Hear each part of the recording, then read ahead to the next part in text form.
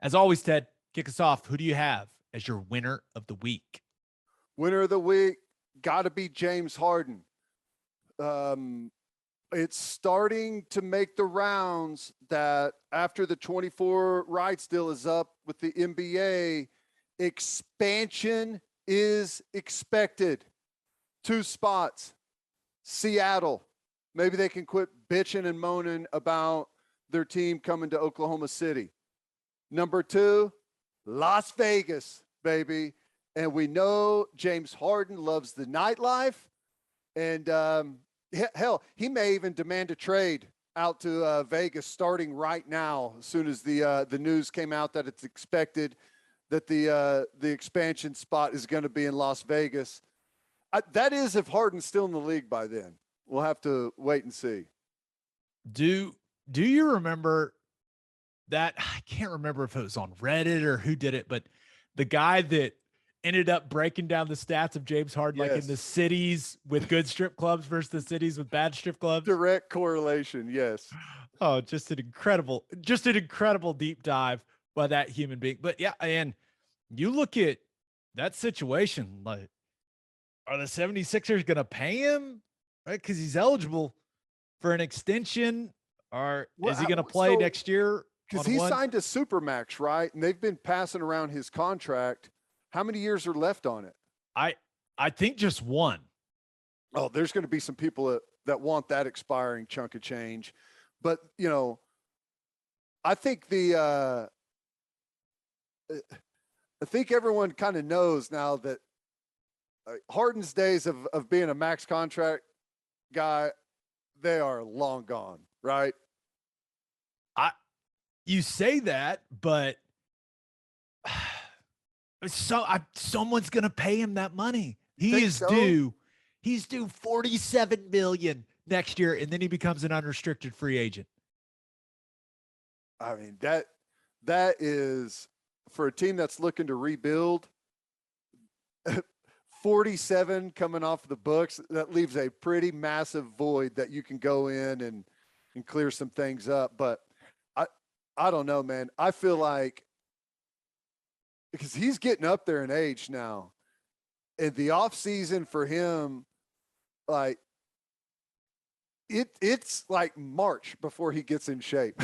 And let's be real, he has forced his way out of the last 2 places he's been. Everywhere. Yeah. That's what I'm saying. It's like, you can't, I don't know. By just being fat and out of shape. I know. It's crazy, man. It's crazy. But I'll just tell you right now, the NFL being in Vegas has already had some issues, but when you travel for football, you get there the day before. You've got usually fly in, land at about 5 o'clock, 4:30, 5 o'clock. Yeah. And it sounds like teams, when they're going and playing in Vegas, they kind of push the schedule back. They're landed as late as possible. Yeah. We're going straight into meetings whenever we get to the hotel and then bed check. The NBA is a different story, man. You fly in the night after a game, and it's going to be a disaster, is what I'm saying. It's going to be amazing. They're going to have, whatever the Vegas team is called, they're going to have an unbelievable home record. It's going to be even more significant than Miami. Oh, it's crazy. It's going to be awesome. But yeah, James Harden's got to be your winner. You could have gone with the casinos or the nightclubs in Vegas, but I love that you went with Harden. That's incredible. All right, who do you have as your loser of the week? A loser, I had to go with the Big 12 coaches on this. Whenever they put together your all Big 12 first, second, and honorable mention teams for the baseball, OU, they closed out winning their last 5 conference series, and they were picked way low to finish the season, and they ended up finishing in 3rd, did a really good job closing out, and they only had 6 guys on the first, second, and honorable mention team, compared to Oklahoma State, who they ended up beating in the rankings, and Oklahoma State had 12, Tech had 11, TCU had 10, Texas had 9. Oh, we got a Simon appearance. This hasn't happened in a long time, but this is what happens when we record in the morning. Well, I'm home alone and there's another dog in the yard. Hang on a second. Okay. Well, we're going to do Ted is going to take a brief break, but as far as the Big 12 baseball stuff, and I think they were actually that technically OU actually finished tied for second and lost the tiebreaker, so that's what made them the 3 seed in the Big 12 tournament. But yeah, maybe that just means that Skip Johnson's a really, really good coach and that the team kind of got it rolling at the right time. But I'm not going to pretend that I have a ton of knowledge when it comes to the individual talent that OU baseball has got. But yeah, when you win that many games, it seems like you should have more guys on the All Big 12 team, Ted. It just seems that way. It seems pretty simple. Either that or Skip Johnson should be coach of the year if he's taken a group of ragtags and been able to pull off what they pulled off. And I'm excited. I hope they go in and win that Big 12 tournament. They win 2, maybe 3 games. I think they can host a regional. Yep. Yeah, I'm with you. All right, let's get to my winner and loser. But first, First Fidelity Bank is a full-service financial institution based in Oklahoma with tailored solutions for all your personal and business needs. Checking accounts, saving accounts, home loans, and much more. They do it all. Whether it's online banking from your computer or mobile banking from your phone, everything is stress-free with FFB. Making mobile deposits, paying bills online, and moving money to different accounts could not be easier. First Fidelity Bank provides free ATMs worldwide, making banking convenient wherever you are. They also give back to the community. FFB donates a total of more than $500,000 to local charities and educational foundations. Make your life easier and go bank with First Fidelity Bank. Visit ffb.com for more information. And if you are a whiskey or bourbon drinker, stop what you're doing. Head to your favorite liquor store and buy some Balcones products. You got to grab some of Balcones Lineage Single Malt Whiskey. It was just voted one of the top 20 whiskeys in the world by Whiskey Advocate, and you'll be shocked by how affordable it is. Also, you got to snag some of Balcones Baby Blue Corn Whiskey. It's made from blue corn. That's the fancy corn. And that is why it has won more than 25 awards. Last but certainly not least, you got to go snag some of Balcones Pot Still Bourbon. Its big flavors make it the perfect bourbon to drink year-round. Remember, in 2012, Balcones Single Malt won the Best in Glass competition, beating brands like Johnny Walker and Macallan, and became the first American distillery ever to win the competition. This stuff is the real deal, people. If you love great whiskey and bourbon at a great price, then Balcones products are the only way to go. The whiskey may be made in Texas, but the owners, yes, they are from Oklahoma. To find a liquor store that has it, visit balconesdistilling.com. All right, for my winner of the week, I thought about going with NFL quarterbacks because a lot of NFL QB headlines right now. Ted, Mac Jones, best shape of his life. Zach Wilson, he's gained 13 pounds, up to 221, says he's feeling great. Justin Herbert, up to 245 pounds. The guy is jacked. He looks huge. He looks huge. And Ryan Tannehill said he'll be a good teammate to Malik Willis. People that were outraged by that whole thing, they can calm down now. And hell, Tyreek Hill even told everyone that Tua is very accurate. I mean, just QB headlines left and right. Well, that's all good news. The league, the NFL is driven by quarterback play, and these guys are putting in the work in the offseason. I love it. Yeah, but also thought about going with the Dallas Mavericks. Shot it really well from 3 and avoided the sweep from the Warriors. Now, the gentleman's sweep is probably coming, but you look at that game. Yeah, Luka had 30. He didn't shoot it particularly well. Most exciting things in that game, number one, the leak in the roof. That was, incredible. And I was very disappointed that they didn't just have a shot of Mark Cuban's face the entire time. That would have been, they showed glimpses of it. I wanted to see the full extended reaction from Mark Cuban. That would have been incredible content. Someone's got it somewhere. That camera, was on him the entire time. It's probably going to come out. That was great. And then the other highlight of that game, I don't even know how he did it. Draymond Green's free throw just stopping on the back of the rim like that. You couldn't do that if you tried, 5,000 times. Like, there's no way. Pretty good stuff. Pretty impressive. And I'm glad the Mavs pulled it off. They almost blew the lead, but hey, they got out of there. Yeah, the gentleman's sweep is coming. Oh yeah, in San Fran, it's coming. But my winner of the week, Chet Holmgren. NBA Combine was last week in Chicago, and Jonathan Givony from ESPN. I've never known if that's how you say that guy's name or not. I read his stuff all the time. I'm just going to go with Givony. I don't know if that's right, but he had this to say after the NBA Combine. Quote, most NBA teams firmly believe that Jabari Smith is all but assured to become the top pick. Smith, for his part, appears thrilled with that development.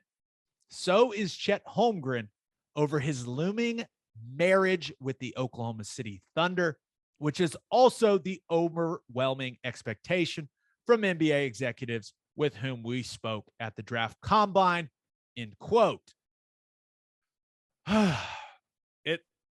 It looks like I'm going to have to get on Team Chet. It sounds that way. Now, I think assuming what Sam Presti is going to do, the draft is in a month. I think assuming what Presti is going to do is a bit of a fool's errand. I think he's proven that over the years, but a lot of signs pointing to Chet Holmgren being the selection for the Thunder at 2.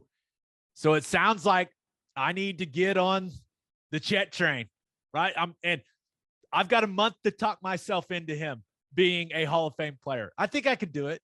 How do you feel about him right now? Are you just kind of on the fence? The body type concerns me. Just like, and I know that you had a traumatic experience with the Anthony Davis take. I understand that, but he runs weird. He's hunched over. He's super skinny. Like, I like guys that look like Jabari Smith. Right. I like guys where I'm like, damn, look at that guy, instead of Chet Holmgren, where you're like, damn, look at that guy. What? But yeah, Jabari Smith looks durable. Yes. Chet looks breakable. And I know he'll grow up, and he's super young right now, and he'll naturally put on some weight. But it is. What's he listed at height wise? He's like 7 foot. Yeah. I'll say this. I see what a lot of people see, right? When you watch Chet Holmgren, right? He brings size in the front court. Like, the Thunder desperately need a building piece in the front court, right? And he would be that. He's, from all indications, he's the best rim protector in the draft. This is a guy, he shot 39% from 3 at Gonzaga. Like, the guy can shoot. He's a good passer. Like, he's creative offensively. Like, he is extremely skilled. But I've also been watching the Miami Heat Boston Celtics series, and like, those guys are beating the shit out of each other. Like, anyone that wants to say basketball is not super physical, it's not like it was in the 80s and 90s, go watch game 3 and 4 of the Miami and Boston series. Tell me it's not physical. Mm-hmm. Like, that game 3, man, it was unbelievable what they were doing. That's the game where everyone was just getting hurt. Right. I watched that game in the playoffs, and I'm like, can Chet Holmgren, like, how would he fare in that situation? I look at Jabari Smith, and I'm like you said, durable. He'll be fine. And then I look at Chet, and I'm like, oh, man, like, if he's getting knocked around like that, it's a grown man league, man. I know he's going to be a rookie. That's what I'm saying. It's like, it's just like the NFL. Big, strong, fast dudes are typically the most successful, and Holmgren's extremely skilled, but just doesn't have the durability yet. But I'll get on board. I'll talk myself into it. He's, like, as a rim protector, I don't know. You get in the paint with those animals in the NBA. Like, how much you think Steven Adams weighs? he's probably listed at like 260. He's probably lighter. Like, I don't know. He's lighter than that. Maybe. I don't know. The dude's 7 feet tall. I know. 250. I think he's probably like, I think he's heavier than that, but I don't know. It's hard to gauge, but those are some massive, and I'm not just talking about height. I'm talking about like just big boned, massive dudes in there. I picture him as like, he's hanging out by the 3-point line. I don't know is he going to be able to defend like a 4 in the NBA? I don't know. He's 7 foot tall, and I don't think he weighs 200 pounds yet. I'll talk myself into it, man. Let's move on before I don't want to slander Chet. Since he's going to go to the Thunder and he's going to be a Hall of Famer, I don't want to put too much slander on record here. So let's put some weight on. He'll put some weight on, and here's the thing. It doesn't have to happen overnight, right? Doesn't have to happen overnight. Yeah. All right, for my loser of the week, thought about going with the Arizona Cardinals. OTAs starting this week. No Kyler Murray. And I know they're voluntary, but not ideal when your franchise quarterback's not there. That's typically a guy you want at those types of things. And we'll see what happens when Arizona's got their mandatory minicamp here June 14th through 16th. But yeah, not an ideal situation for Cliff Kingsbury and the old Arizona Cardinals. I love Kyler. I love watching him play, but I hate this. Am I wrong here? No, I feel like he's getting bad advice from his representation. Like, I know he wants the long-term security, but you're going to get paid, man. It's just, that's how it is. You're going to get paid. He's going to get paid. And if you wait another year, you're going to get paid even more, because it's been proven the QB market is just going to keep climbing. That's right. So I don't know why he wants to lock himself in now. Listen, I get you want that long-term security. You want the guaranteed money as soon as possible. I don't know, but I'm kind of with you on that. I don't understand what they're trying to do. Especially, the other thing is like, he didn't want a playoff game, man.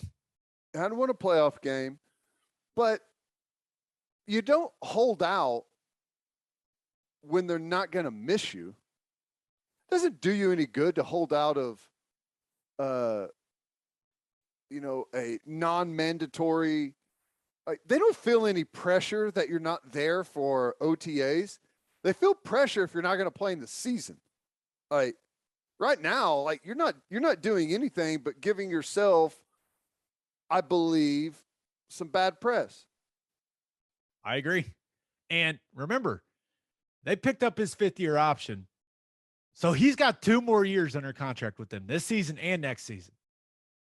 And I think he'll make just under $30 million next year. Yeah. With that 5th-year option. So I don't know. It is a bit perplexing, but man, he's fun to watch. He is fun to watch. I also thought about going with OU fans as my loser of the week, Ted, because we're not going to get to see the red balloons at Nebraska. Did you see that? No. So OU going to Lincoln, right? This season, Nebraska's got this tradition, and maybe we didn't want to see it because the tradition is once Nebraska scores its first touchdown at home, they release all of these red balloons, right? Global helium shortage. Dang it. Well, said they need all the helium for the medical school. They can't be wasting it on balloons. I guess it's a supply chain thing. It's also a war in Ukraine thing. So thanks, Putin. Yeah. But it is we're not going to see the red balloon release.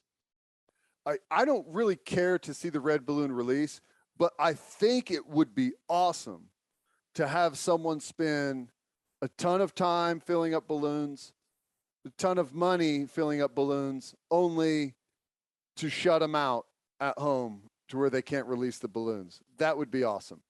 It would be very similar to we bring up the 77-0 game a lot, but those A&M fans didn't get to kiss each other, didn't get to sit down, losers.